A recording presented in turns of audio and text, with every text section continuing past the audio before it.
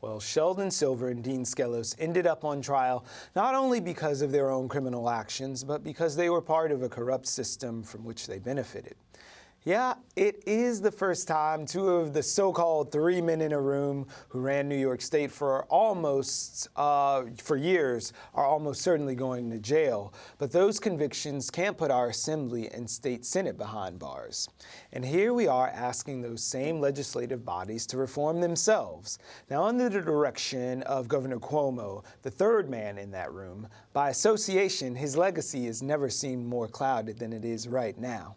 To break down the convictions and what else needs to be done in Albany and what we should expect the fallout will be in the upcoming months, we want to welcome Michael Kink, the Executive Director of the Strong Economy for All Coalition. Welcome to BK Live. Thanks. Rachael Fauss is the Director of Public Policy at Citizens United. Thanks for joining us, Citizens Union. Citizens, oh, that's a completely different organization. I apologize 1,000 times to Rachael Fauss from Citizens Union.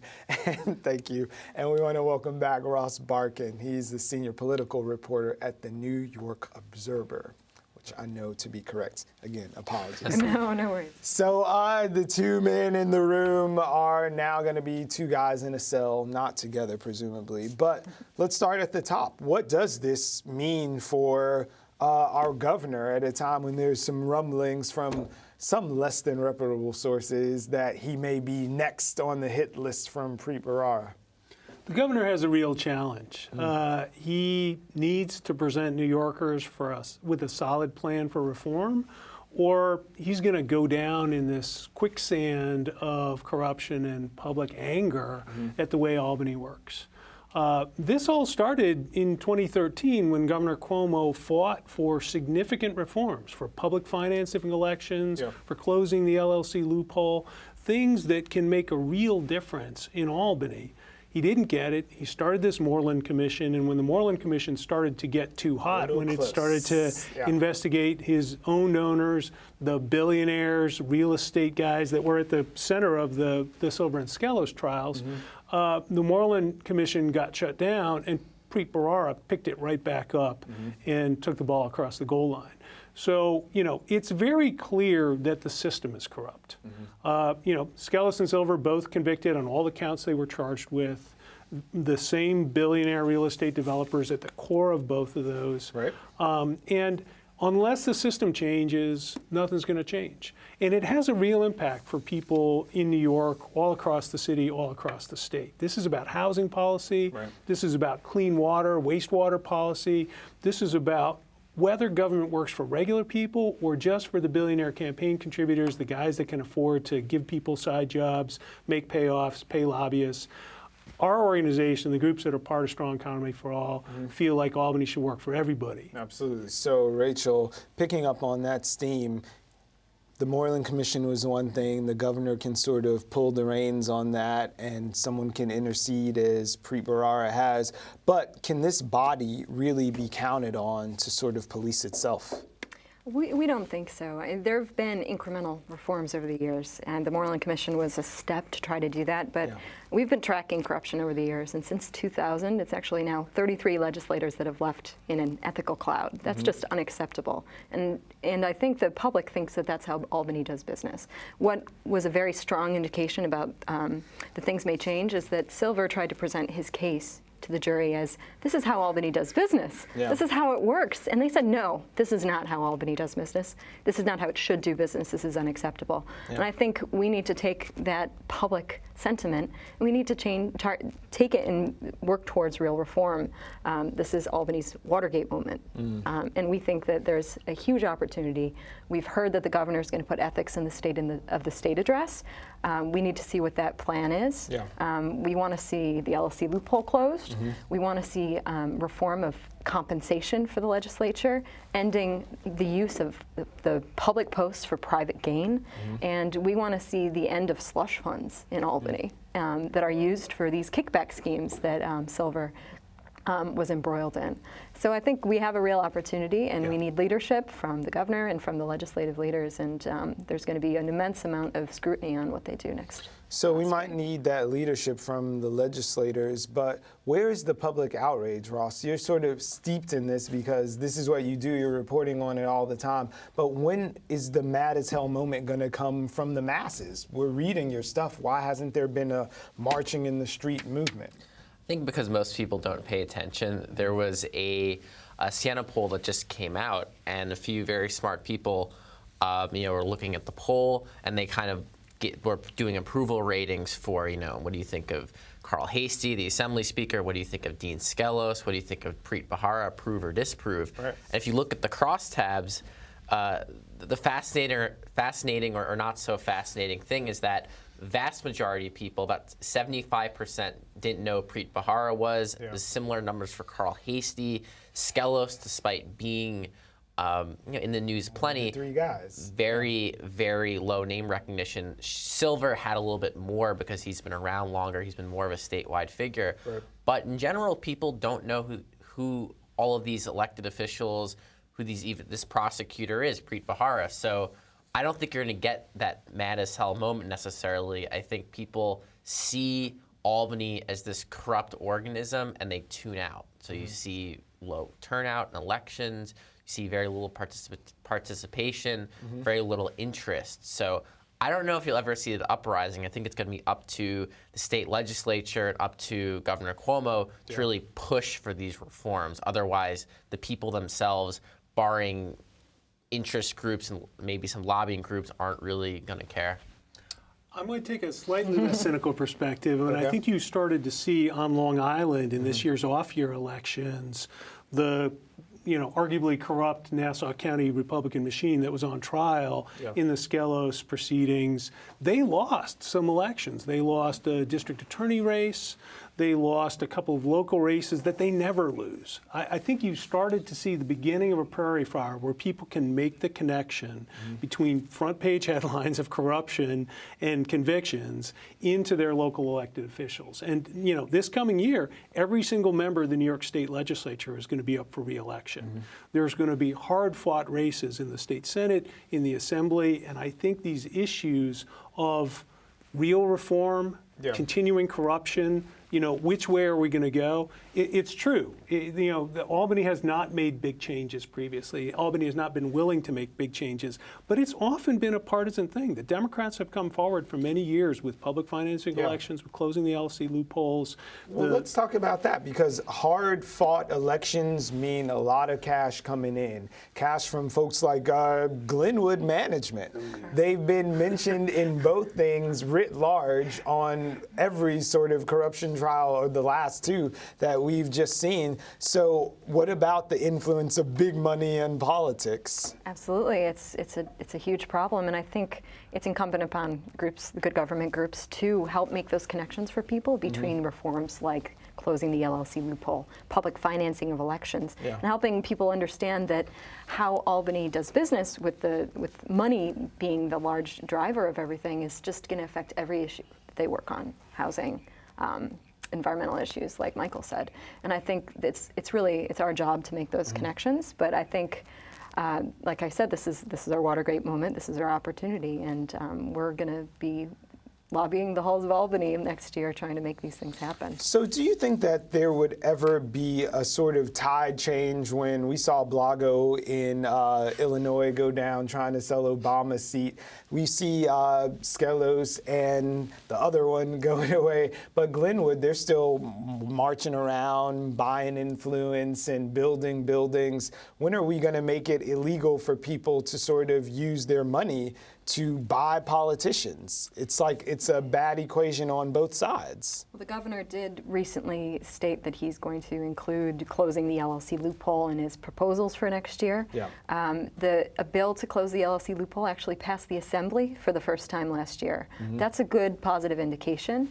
So that puts it squarely on the Senate. And obviously that Skelos was embroiled in that, and the current leader Flanagan is also involved, or being from Long Island, there are there's definitely going to be scrutiny on him to take action. He's where the action is now at on that issue. And it's worth talking for a second about how the LLC loophole works. I mean, basically, there's a cap on corporate contributions, but you can create as many corporations as you want to. Like, as soon as we file Renegade LLC DNA, papers. millions, am I right? Exactly. If you follow elections closely like we do, you see all these checks coming from 1500 Union Turnpike, which is the Glenwood, Right. corporate they're all headquarters. different LLCs. And they're It's not going a out, huge and you building. saw the testimony at trial. Skelos needs more money. Where Right. can we put it?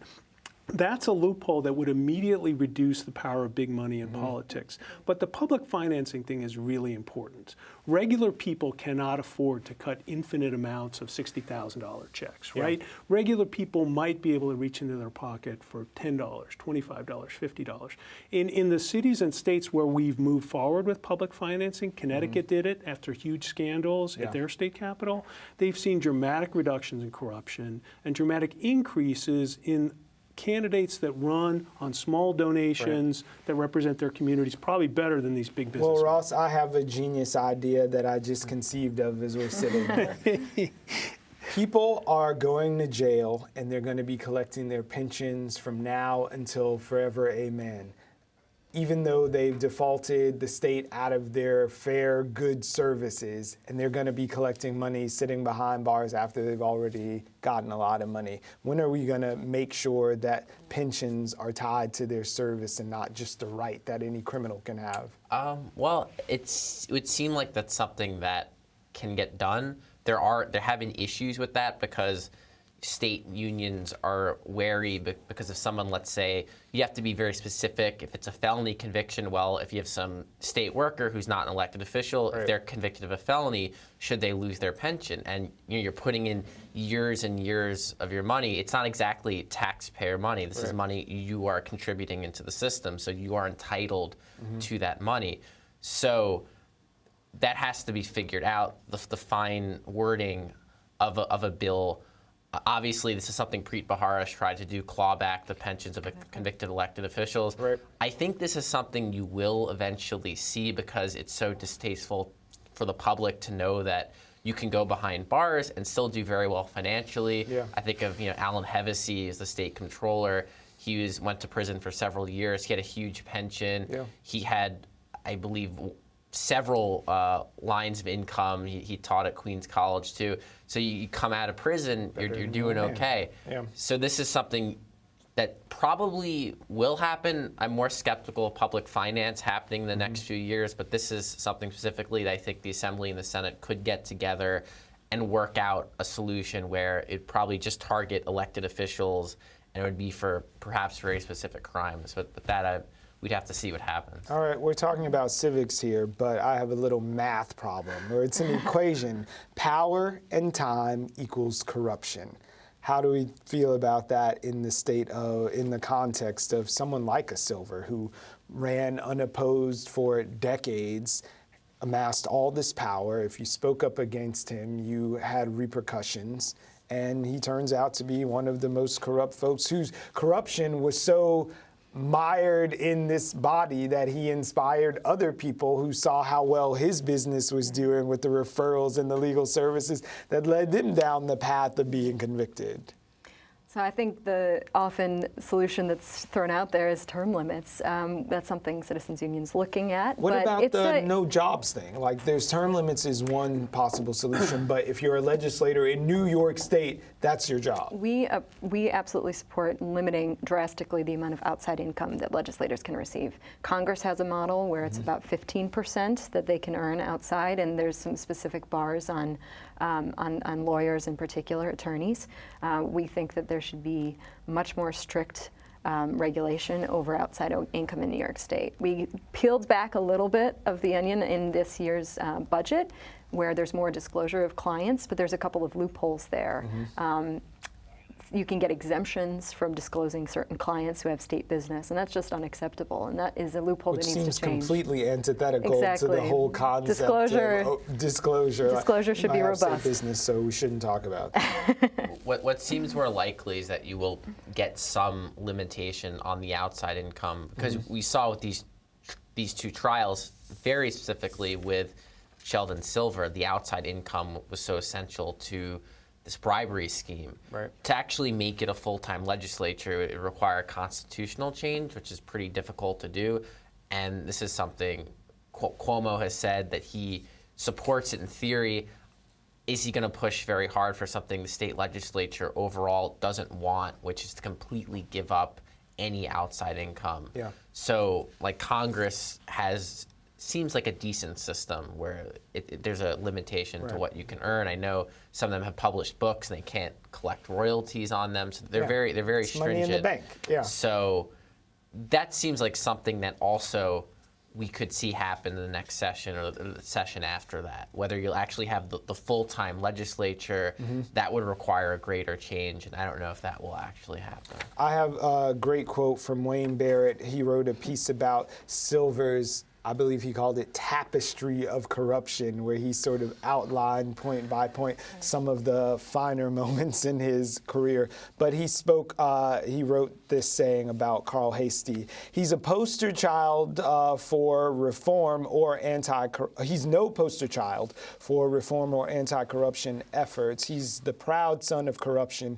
reared by a Bronx machine that lives to loot. Some call this guilt by association. Others call it associating with the guilty, which Silver himself often leads to becoming guilty oneself. So that being said, it's like, how much do we need to clean house in the legislature? If we just keep changing people and saying, okay, this isn't a bowling alley anymore, it's now a disco. But the business is still the same no matter what you call it or who's the CEO. So is this we just burn down the building and start over again? It comes back to this question of public accountability. Can voters, can regular people in neighborhoods all over the city, all over the state, demand high ethical standards and real reform and representation from their elected officials or not, right? And I think the prairie fire is going to start. I don't think this can continue. I do think it's a Watergate moment. I do think it's a time for significant change. And both the members of the legislature and Governor Cuomo are going to feel it from the voters if they can't make a change. People are fed up. You've seen the rise of populist legislators, populist candidates on the left and the right. There's another dynamic coming along in American politics, and politicians want to win. They have their systems, they have their machines, but they also want to win elections. And if you can't win an election without telling the public that you're going to change the system and clean it up, then maybe they'll get with the program. The real question is, you can't win an election without money. That's what it always comes back to, especially when we have state legislators who people couldn't pick out in a police lineup. It feels very far removed from where people are, but the money is still the same. I think that, again, pulls us back right to public financing of elections. And, other than Connecticut, New York City is another model to look at. We've done studies of New York City, and the amount of choices that voters have at the polls is just tremendously bigger. It's astronomical. You get 5 candidates running for open seats for city council. You have an open seat for the state legislature. You have a party-anointed candidate. You have no choice. There are so many seats in the state legislature where voters have literally no choice in the primary or the general, and we can change that. This is going to be our last point. Okay, I was going to caution, there are some darker sides to public financing. I think overall it's a good system. It's worked in New York City. Give us one. One is that, with the matching fund system, it's 6-to-1 match. Right. There are ways, it's a very stringent system, but you can get a large amount of matching funds and end up just giving out money to kind of political allies and cronies, and that is public money. It's a system that's going to cost a lot of money. And there's also the issues we saw in the mayoral race in 2013. A candidate, John Liu, was running. He had a lot of issues, but they denied him matching funds and it completely destroyed his campaign. He really couldn't compete. So if you are denied those funds, if the campaign finance board decides you can't get them, it's basically this unelected system that could end someone's campaign. Okay, we're completely out of time, but you all have to agree to come back. Sure. Absolutely. Absolutely.